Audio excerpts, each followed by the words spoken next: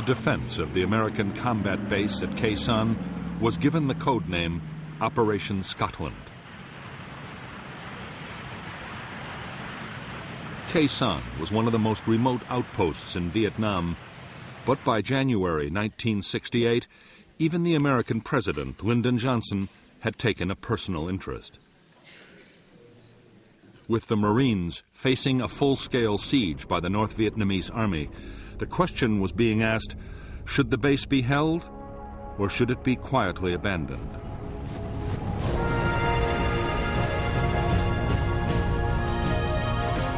Many in Washington worried that defending KHE SANH could invite a costly and humiliating defeat. General Westmoreland, the U.S. commander in Vietnam, dismissed all such fears. Already, KHE SANH was tying up nearly 20,000 North Vietnamese troops, and there might be a chance of winning a major American victory.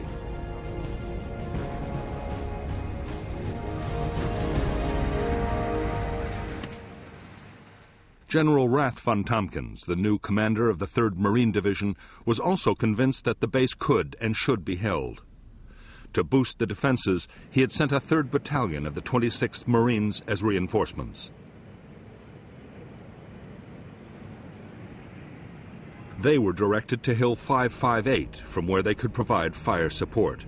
There were now 5,000 American troops at KHE SANH.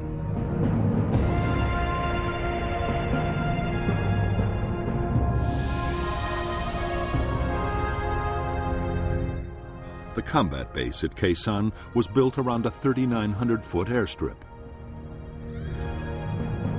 Beside the strip was the Marine Air Traffic Control Unit. Nearby was the 26th Marine Command Post and the Fire Support Coordination Center.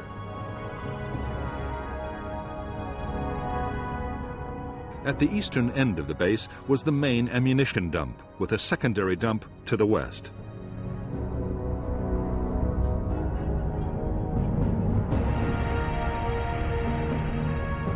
The base perimeter was manned by the 1st Battalion and a company of the 3rd.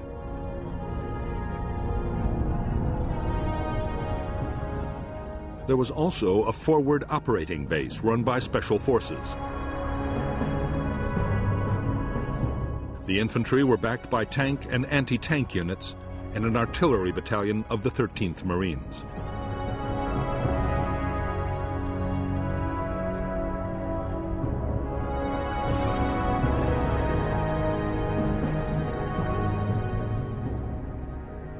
Outside the KHE SANH base, the Marines held Hill 881 South, Hill 861, and a radio relay station on Hill 950. The whole 2nd Battalion occupied Hill 558 to block the Rao Quan River Valley. Beyond 881 South, the North Vietnamese 325C Division had secretly fortified a chain of hills. On January 20th, 1968, the Americans thwarted an attempt to take 881 South, and just after midnight the next day, 861 was partially overrun, but the attackers were also driven off. At 5:30 a.m., KHE SANH base itself was hammered by a massive North Vietnamese artillery bombardment.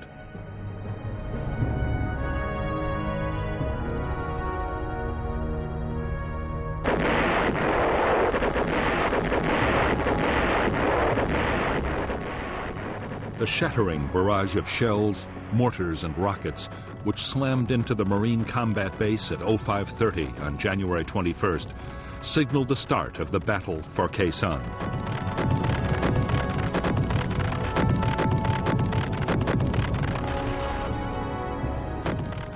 The North Vietnamese gunners had targeted their bombardment with unerring accuracy. As Marines had dived for cover, one of the first rounds had scored a direct hit on the main ammunition store.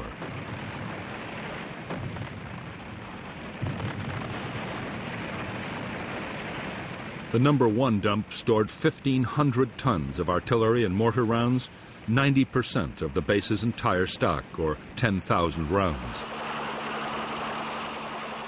All of it was lost. 18 men were killed instantly and 40 were wounded as the ammunition exploded and shells and mortar rounds flew in every direction. The explosions would go on for another 48 hours.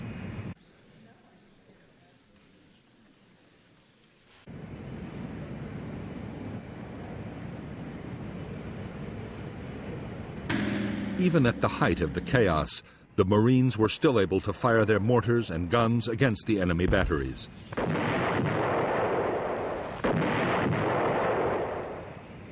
They also called in air support, and very quickly, fighter bombers were blasting the suspected locations of the North Vietnamese artillery, which in return scored 300 direct heavy artillery hits on the firebase.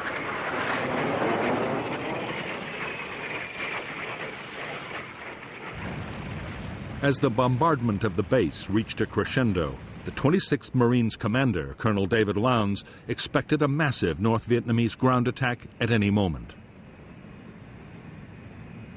But the attack didn't come. The North Vietnamese infantry had a different objective. The target was KHE SANH village, 3 miles from the Marine combat base.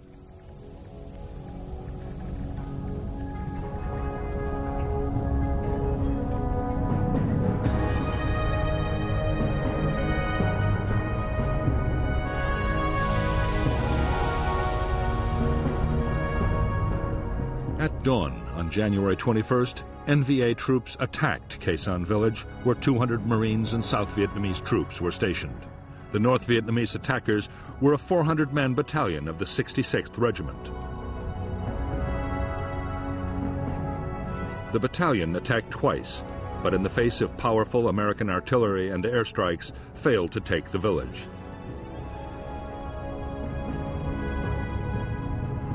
An attempt at reinforcement by a South Vietnamese unit went disastrously wrong, and the whole force was destroyed. Later in the day, the village was evacuated and abandoned to the NVA.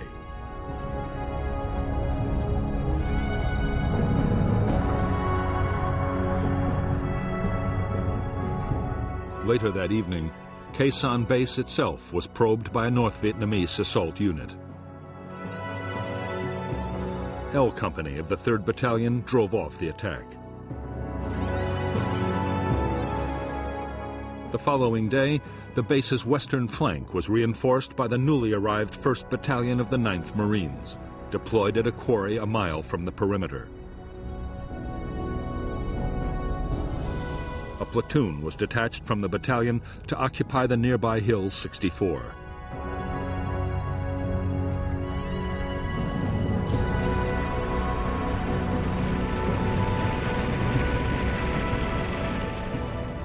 For the Marines inside the KHE SANH base, the days were now filled with feverish activity.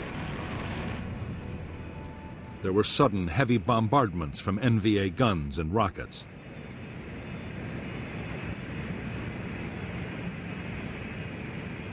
The massive damage done by the first barrage still had to be repaired.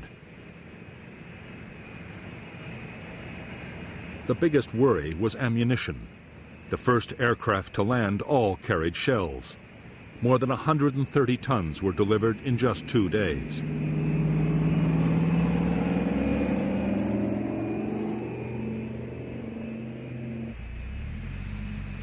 Reinforcements arrived too. The Marines were joined by 300 South Vietnamese Army Rangers, and Colonel Lowndes now had more than 6,000 men inside the compound and in 7 defended positions on the surrounding hills.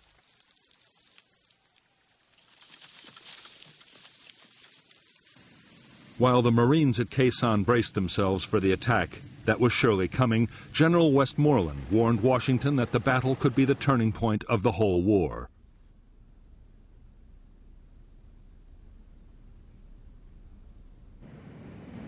In the United States, President Johnson was getting more and more worried about what might happen.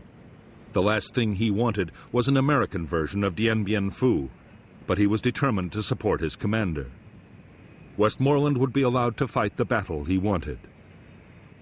There would be no U.S. withdrawal from Khe Sanh, despite the fact that the NVA were still raining between 150 and 300 shells a day on Khe Sanh.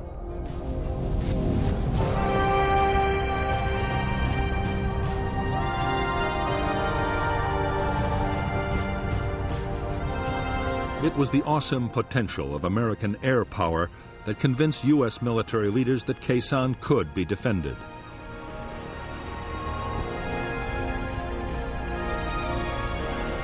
Before the battle had started, on 5th January, Westmoreland and U.S. tacticians devised a plan for defending Khe Sanh by bombing.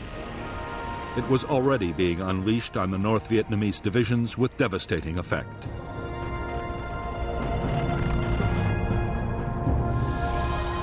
The Americans called it Operation Niagara.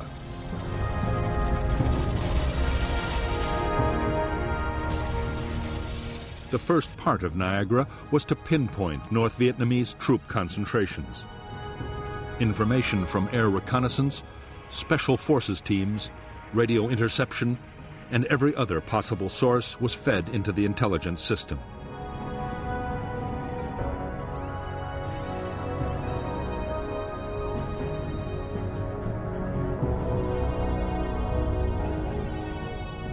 Niagara also deployed the most advanced and secret surveillance technology in the world.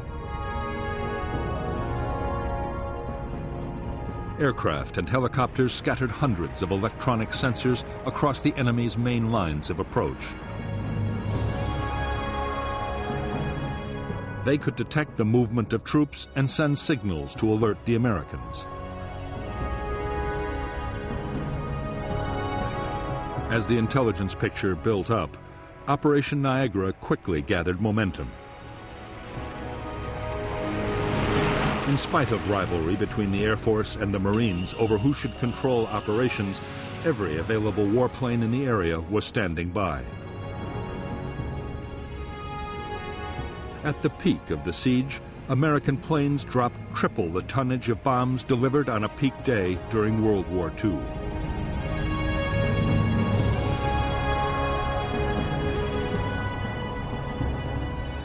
Added to this, fighter bombers would deliver 54,500 tons of napalm alone.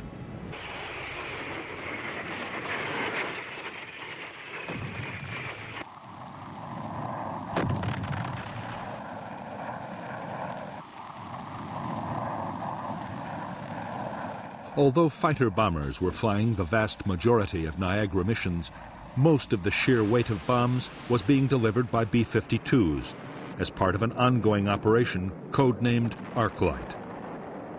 The strikes were flown around the clock.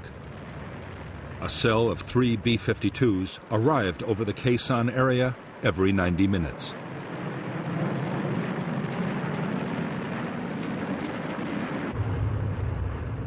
The giant heavy bomber was able to carry a massive 27 tons of bombs. The aircraft dropped their loads from 30,000 feet, high enough so that the planes couldn't be seen or heard from the ground. The only warning most North Vietnamese troops got of a raid was the shattering detonation of the first bombs. Over the 77 days of the siege, B-52s flew over 2,500 sorties, dropping more than 53,000 tons of bombs. The biggest Arclight raid of the Vietnam War so far was launched as part of Operation Niagara on January 30th. American radio direction finding seemed to have discovered North Vietnamese Army headquarters for the Khe Sanh offensive. Whether it was or not, no one is sure, but the site was annihilated by 2 B-52 raids in a single day.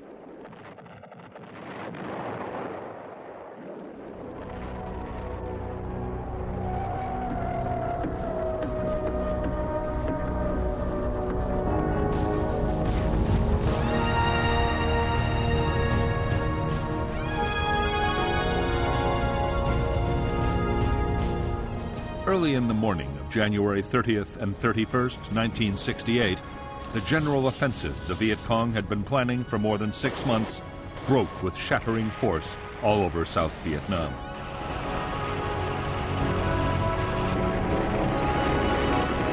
As tens of thousands of Viet Cong attacked towns, cities, and military installations, American commanders were stunned by the sheer scale of the assault.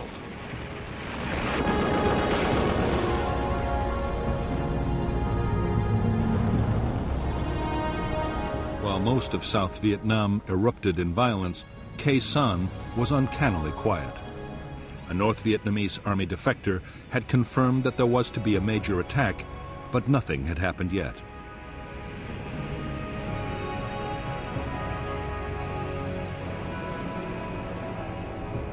Some U.S. commanders believed that the arc light raids had shattered the North Vietnamese command system. There was no way of telling.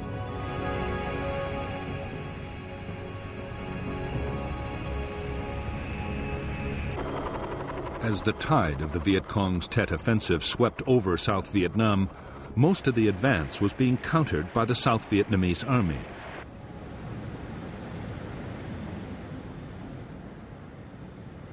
The Americans had been heavily committed in only a few places, mainly around Saigon and in Hue.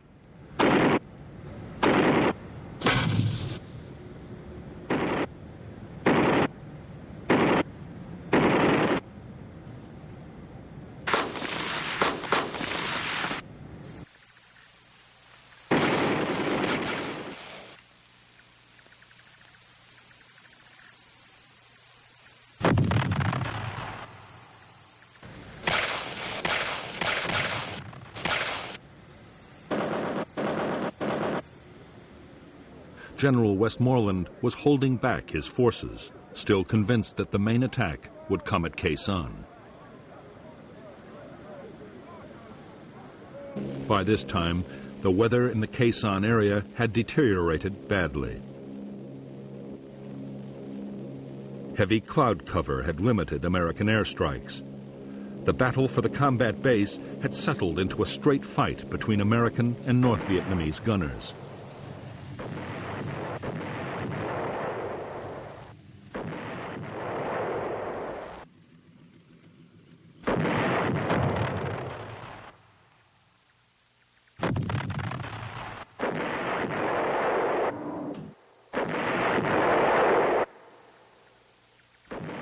The busiest time for the American guns was after dark, when the NVA were most active. Every night, the Marines laid down concentrated patterns of fire on likely areas. Sometimes, in bombardments known as mini arclights, an intense artillery barrage was combined with radar-guided airstrikes to saturate a target completely.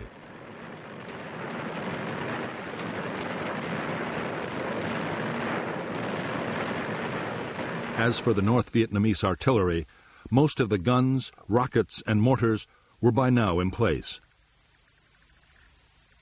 Getting them into position had been a massive job. Northern troops had also sighted hundreds of ammunition dumps around Khe Sanh and across the border in Laos.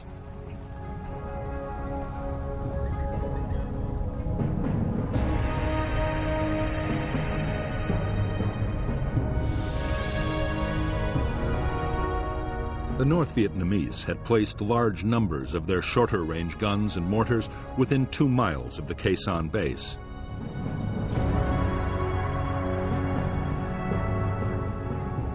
Most of the big rockets were fired from Hill 881 North. The heavy guns were much further away, on Hill 305, and in caves on the slopes of the Ko Rock Mountain across the border in Laos. While they could hit the Americans, the Marine guns didn't have the range to hit back. Even the Army's big guns on the Rock Pile and Camp Carroll couldn't reach the NVA's heavy batteries.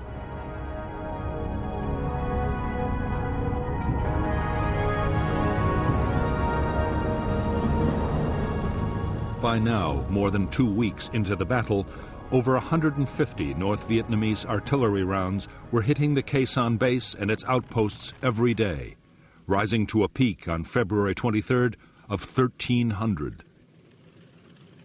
For the Marines, building the best possible protection was a matter of life and death. Orders were that every man had to have access to a bunker able to stop an 82-millimeter mortar round. Command posts were to withstand a 120-millimeter hit. As for the heavy shells of the NVA's biggest guns, nothing could stop those.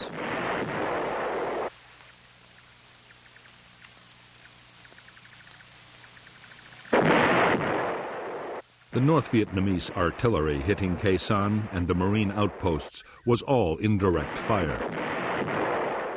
Spotters on the hills corrected the gunners' aim by radio, but the gunners themselves could never see the targets. What NVA commanders wanted most of all was to place guns on the hills overlooking the base. From there, they could pour devastating fire straight down onto the Americans.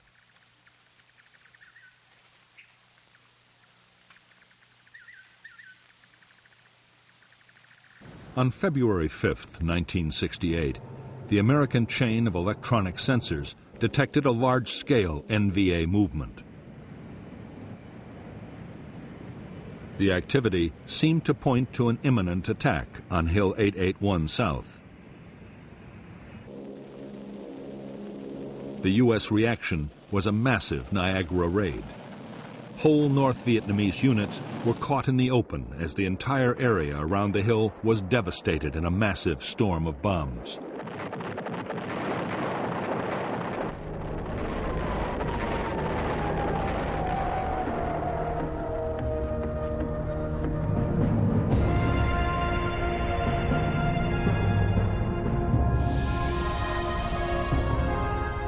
Although a North Vietnamese attack on Hill 881 South had been blocked, the Americans had failed to detect a battalion closing on an outpost called 861A.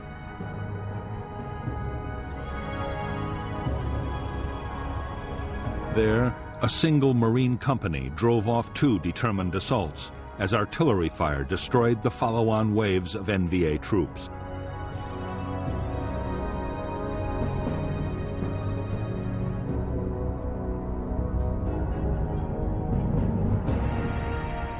On the night of February 6th, the North Vietnamese 304th Division began to clear ground approaches to Khe Sanh from the west.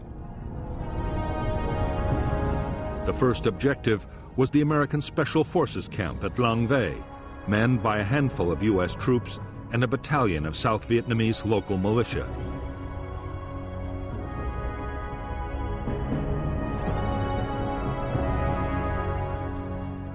The attack was launched by the 66th Regiment, 1,500 men backed for the first time by tanks. In less than 3 hours, the Long Vây camp was overrun, and only 74 of the 400 U.S. and South Vietnamese defenders survived. The next target for the NVA was Hill 64, occupied by a single American platoon. A two-pronged infantry attack was launched against the hill, but a relief platoon, supported by fierce air and artillery fire, drove the North Vietnamese to the west. There, they were again hammered by a massive American bombardment.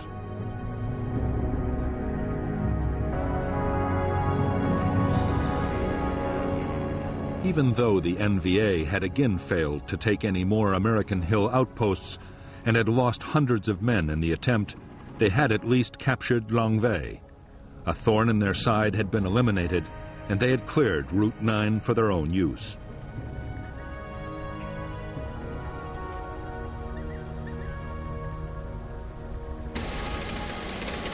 Artillery reinforcements, including 130-millimeter guns, could now be brought much closer to the Khe Sanh base.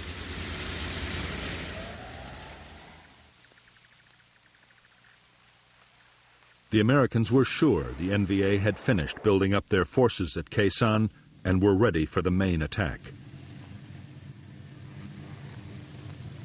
But to their surprise, the expected assault still didn't come.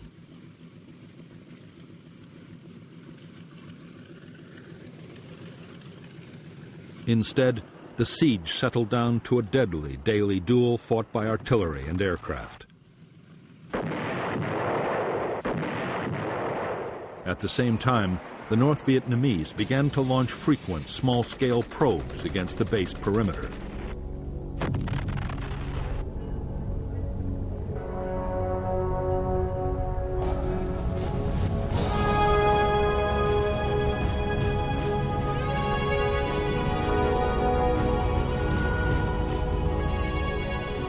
In Washington, anxiety about the fate of the Marines at Khe Sanh was mounting. A relief operation was being planned, but it would demand powerful forces and couldn't be mounted for weeks.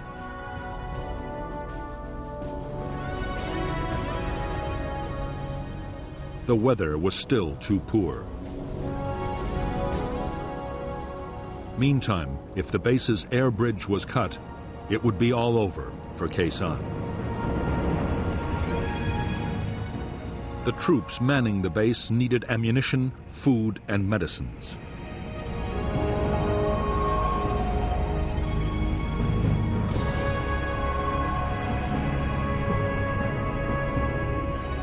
Casualties had to be evacuated. Men finishing their tours of duty had to be flown out and replacements brought in. The main base alone needed 160 tons of supplies a day just to keep on fighting.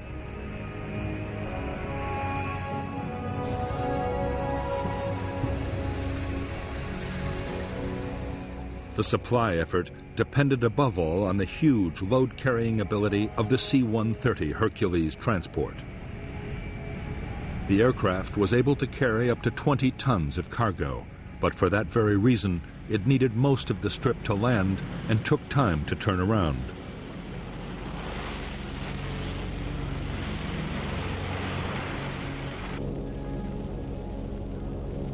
Every plane met a storm of anti-aircraft fire, mortars, and artillery.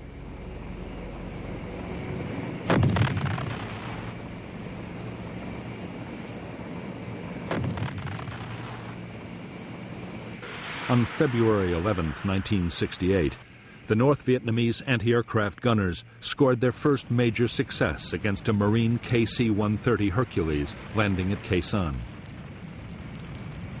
The plane was carrying a cargo of helicopter fuel and burst into flames. 6 of her crew were burned to death. The loss of the C-130 marked the end of attempts to land very large aircraft at Khe Sanh. Smaller, more nimble planes, like the C-123 Provider, as well as Marine helicopters would still come in. But without the big loads of the Hercules, the base would never survive.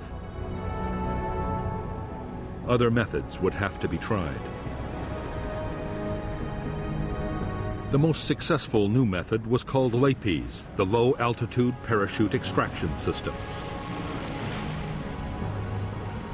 The Hercules flew only 5 feet above the runway while a parachute snatched the cargo pallets out of the hold.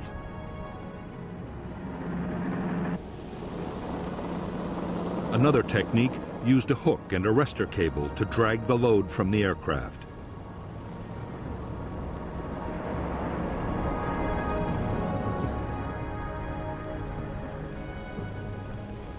In February 1968, appalling weather with ground fog and low cloud stopped all low-altitude deliveries. The only option was to parachute supplies into a drop zone just outside the perimeter. Several thousand tons would arrive this way, but still for the Marines, bad weather invariably meant tight rations.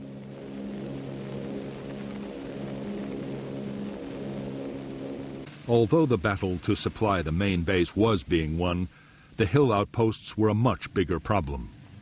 A fifth of Khe Sanh's manpower was stationed on the hills. The men were suffering almost 50% casualties, and the posts depended completely on helicopters for supply.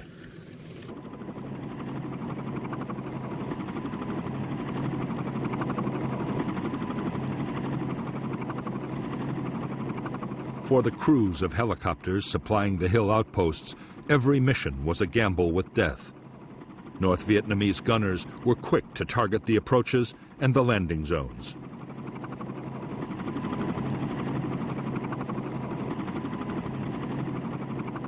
Anti-aircraft fire followed the helicopters in, and as soon as they landed, mortar crews and machine gunners opened up.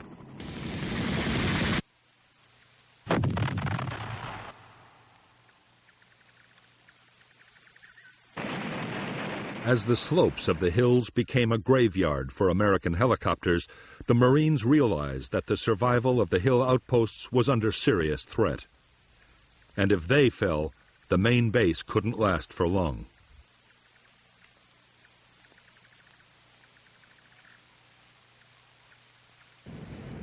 Air commanders worked frantically to devise new tactics for getting helicopters in and out of the hilltop bases safely.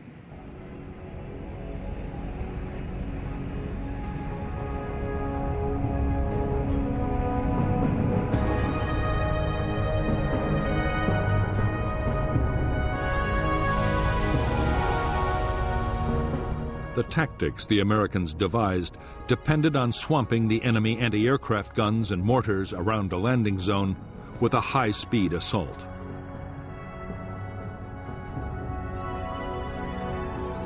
"12 Skyhawk fighter bombers, 4 Huey gunships, up to 16 supply helicopters, and an airborne command and control aircraft all acted together.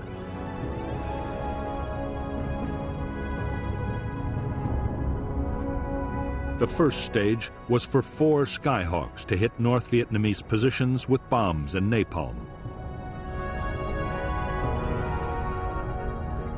2 more laid tear gas.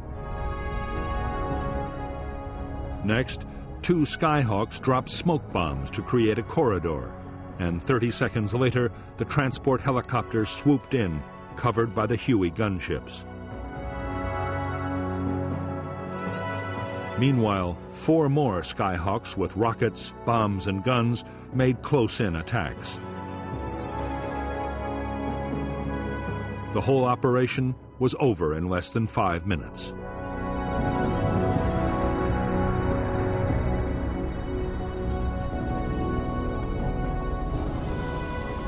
The new tactics quickly earned the title Super Gaggle, because the helicopters looked like an oversized flock of geese. With the fighters and gunships in the air too, the method took incredible timing to pull off successfully.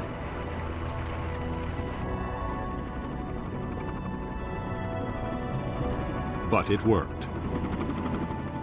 Only 2 more helicopters would be shot down, supplying the hill outposts.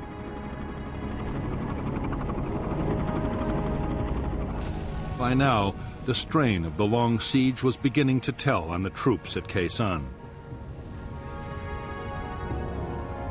Being under shell fire every day meant a steady drain of casualties and constant tension. Food was often down to 2 C-ration meals daily. Conditions were appalling. The bunkers were knee-deep in filth and mud and overrun by rats. In addition, it was impossible to forget that up to 20,000 enemy soldiers were waiting for the signal to storm the base.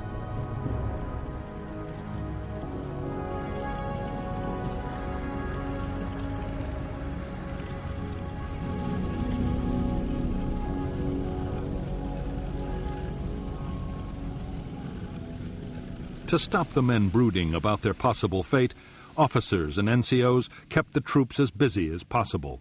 Digging trenches, filling sandbags, and improving bunkers was a big part of every day.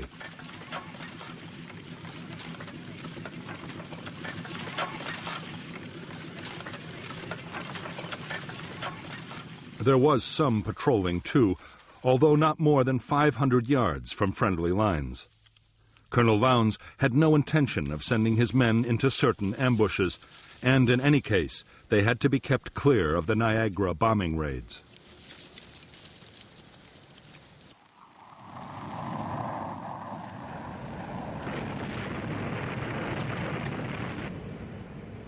On the base perimeter, the watchword was constant vigilance. The North Vietnamese were probing the defenses with infantry and sapper teams. The Americans were facing assaults of up to 200 men at a time as the enemy tested for weaknesses in the line. The Marines were also plagued by hidden machine gun nests, which could open up at any moment, day or night.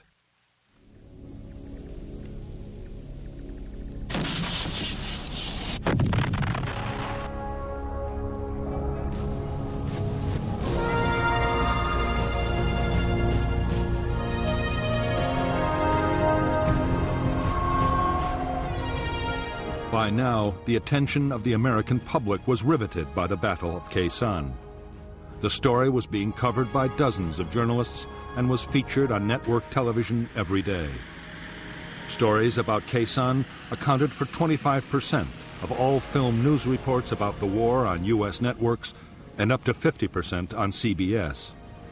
Arguments raged over the rights and wrongs of trying to hold the base. In Washington, President Johnson was deeply worried about the fate of the Marines at Khe Sanh. He was constantly demanding the latest information on the battle. A model of the base had even been brought into the White House Situation Room. For the first time in the Vietnam War, the room was on full alert, 24 hours a day.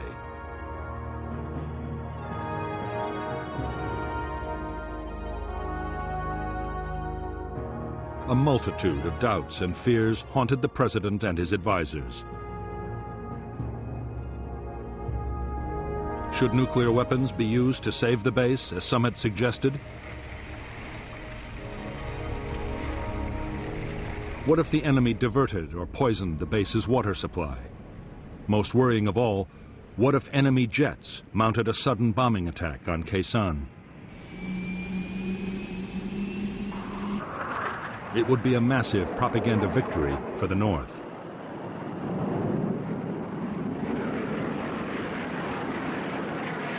Although North Vietnamese aircraft did penetrate to within striking distance of Khe Sanh, they made no attempt to attack the Marine base.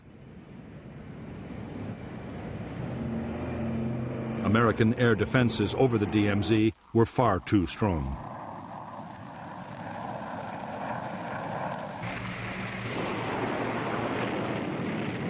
The biggest threat to the Marines at Khe Sanh did not come from modern fighter aircraft. It came from one of the most primitive weapons in warfare. The North Vietnamese besieging Khe Sanh were digging mile upon mile of trenches and bunkers, just as they had at Dien Bien Phu. They were fast approaching the perimeter of the combat base itself.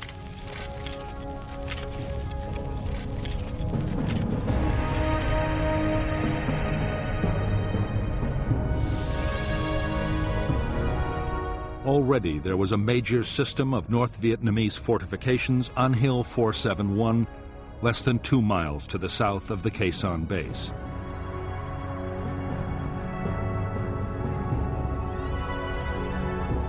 Now, at incredible speed, the trench lines were being extended northwards until they reached to within 25 yards of the American perimeter. Another line of trenches and bunkers was creeping across from the southeast. The NVA plan was for the infantry to mass under cover of the trenches before launching their final assault.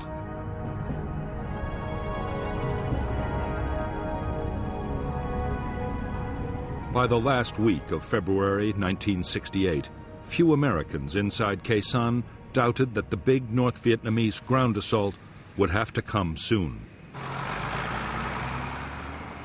The moon was in its darkest phase, and a night infantry attack would have a good chance of overwhelming the perimeter defenses. Smashing the enemy trench lines was an absolute priority.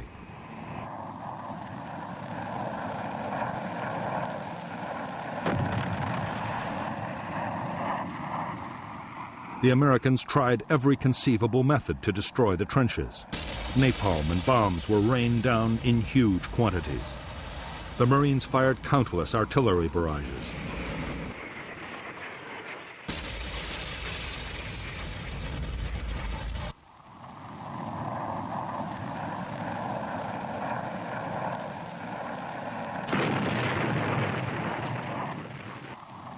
But the Americans had little success.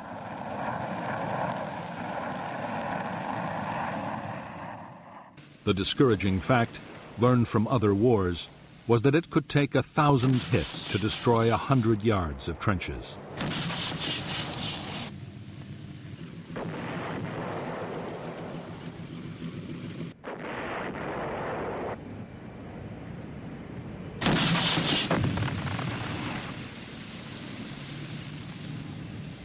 In the end, the answer lay with the B-52s. Up to now, arc-light raids had been kept more than 2 miles away from the base perimeter. On February 27, 1968, the restriction was lifted.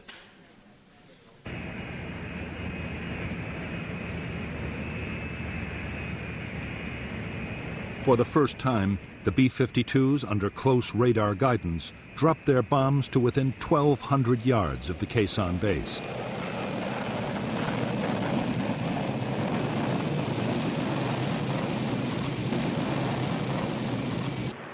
The effect was shattering. There was massive damage to the North Vietnamese trenches and bunkers.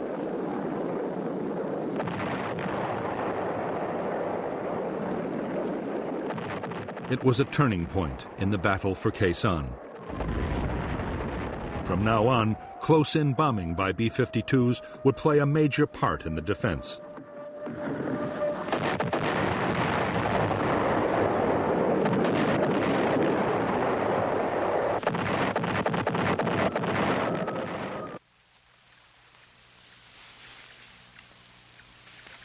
The sudden increase in North Vietnamese activity around Khe Sanh had left no one in any doubt that the climax of the battle was near.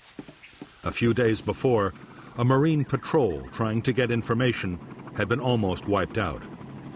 North Vietnamese traffic along Route 9 from Laos had also risen to a new peak. Enormous quantities of supplies were being rushed to the Khe Sanh divisions for the final assault.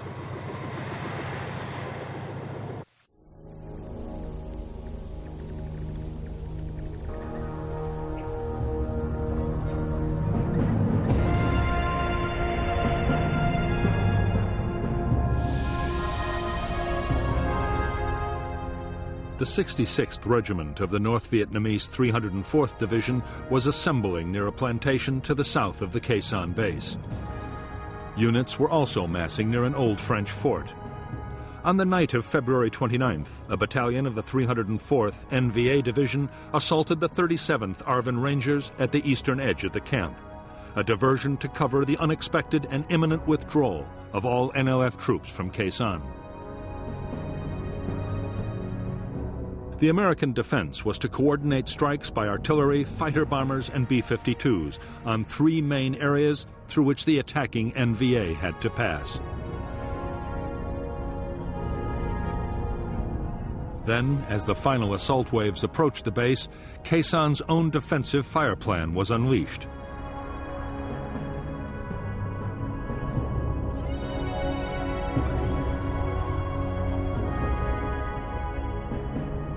The base perimeter at the point of attack was manned by the 37th South Vietnamese Ranger Battalion. As the lead NVA units advanced, the base fired an artillery pattern forming the sides of an open box.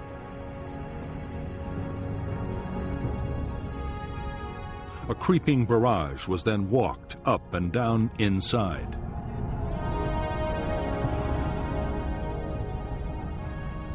At the same time, 2 NVA battalions, cut off behind the box, were hit by fighter bomber strikes.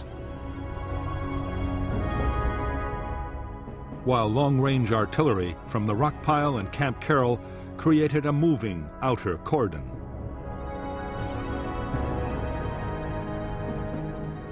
The North Vietnamese troops, who survived to emerge from the open end of the box, then faced the direct fire of the South Vietnamese Rangers.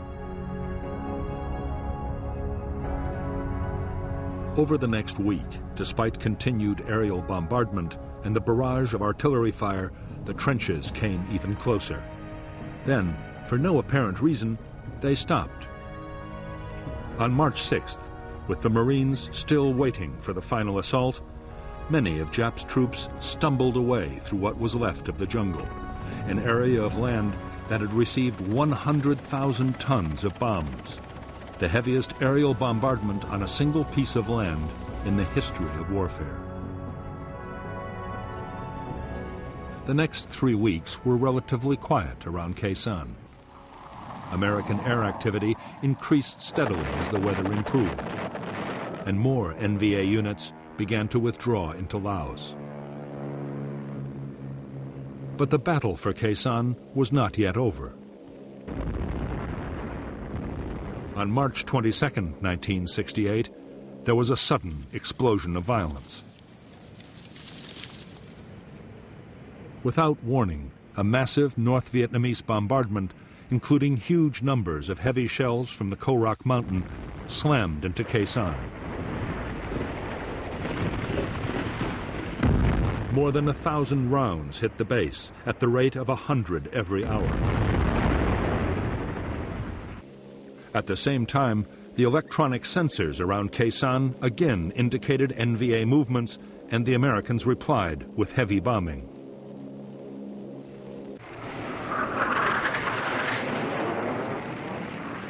As the weather steadily improved, U.S. air attacks around the Khe Sanh base grew fiercer by the day. Further afield, over the North Vietnamese rear areas, fighter bombers roamed with orders to pounce on any movement.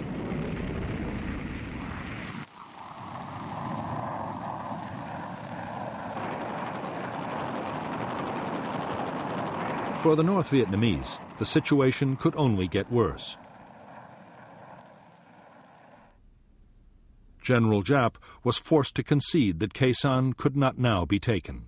By this time, the Marines were mounting small but aggressive attacks out of the base.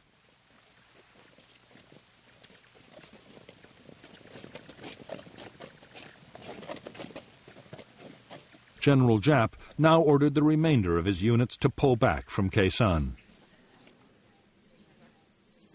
One by one, the NVA regiments around the base melted away. Only 6,000 troops were left behind to continue the siege of the Marine combat base.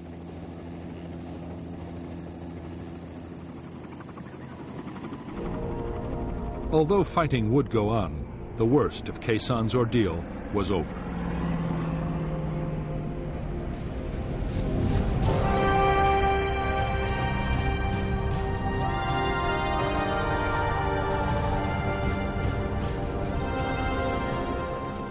On April 1, 1968, the Americans formally ended Operation Scotland, the defense of Khe Sanh, and 7 days later began Operation Pegasus.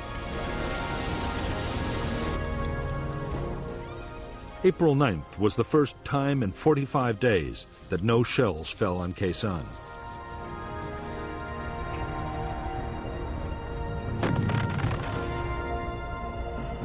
The aim of Pegasus was to reopen Route 9, the road linking Khe Sanh to the other American bases along the demilitarized zone. As well as the Marines, Pegasus deployed the 1st Air Cavalry Division, the most mobile American unit in Vietnam.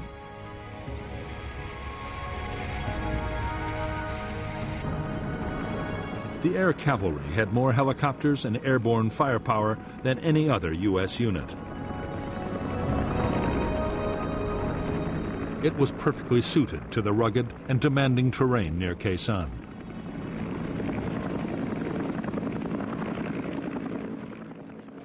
For Pegasus, the division's commander, Major General John Tolson, was also given the 1st Marine Regiment, a South Vietnamese airborne task force, and the 26th Marines in Khe Sanh.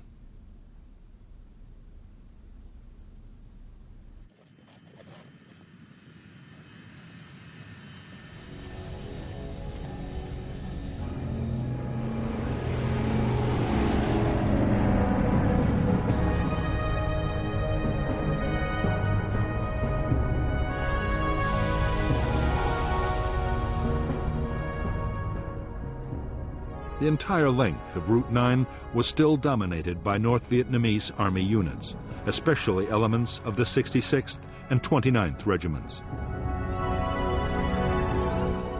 For Operation Pegasus, the Americans built a main base for the air cavalry at Landing Zone Stud. The Marines would operate out of Ka Lu. The plan was for air assaults to seize landing zones and fire bases north and south of Route 9, while other forces pushed down the road.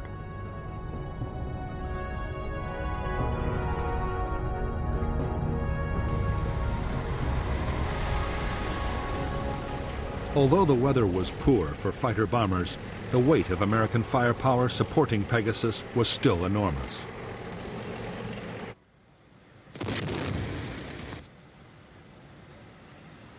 In a single day, the Americans fired more than 10,000 artillery rounds.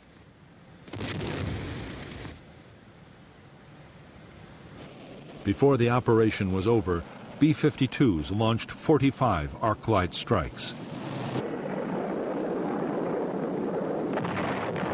The American offensive was unstoppable. By April 5, 1968, the air cavalry had forged past Khe Sanh and established landing zones west and south of the combat base.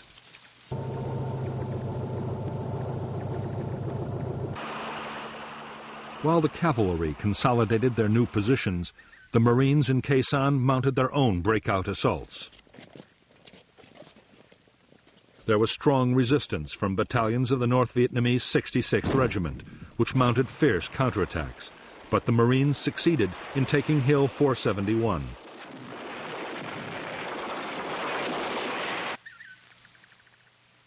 It was the first of a string of NVA hills recaptured over the next few days.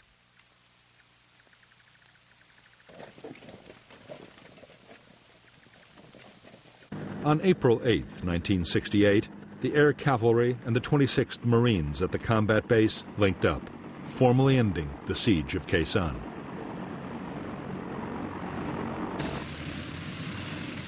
In fact, the Marines were less than pleased to be seen as being rescued by the Army.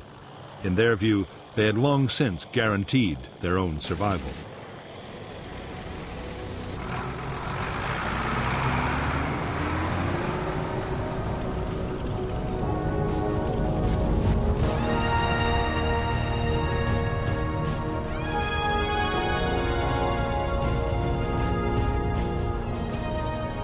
The 77-day siege of Khe Sanh had turned into the biggest single battle of the Vietnam War. The official assessment of the North Vietnamese Army dead was just over 1,600, with 2 divisions all but shattered. But thousands more were probably killed by bombs and left no trace of ever having existed.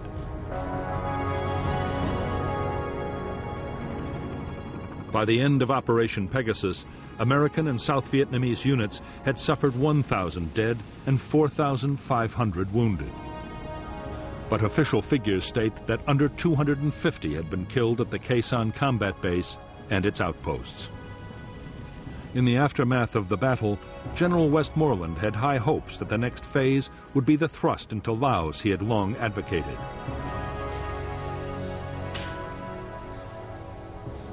He now had the forces he needed.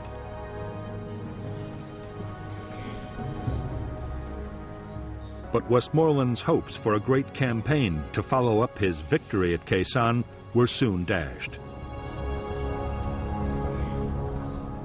In the United States, by the spring of 1968, American public opinion had turned sharply against the war in Vietnam.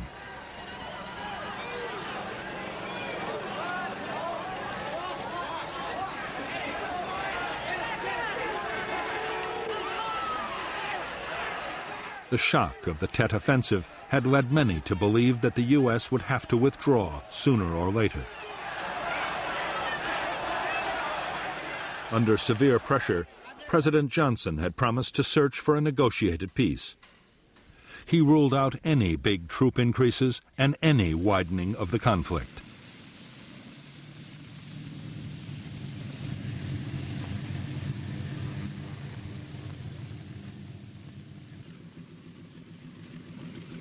In June 1968, General Westmoreland approved the destruction of the Khe Sanh combat base. The president's decision not to widen the war had meant there could be no offensive into Laos.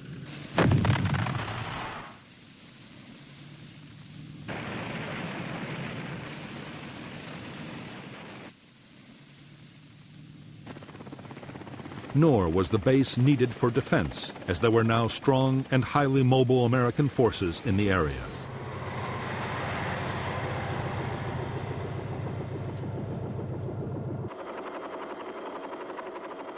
In any case, as both sides were slowly beginning to realize, even as the battle had raged at Khe Sanh, the war had changed out of all recognition.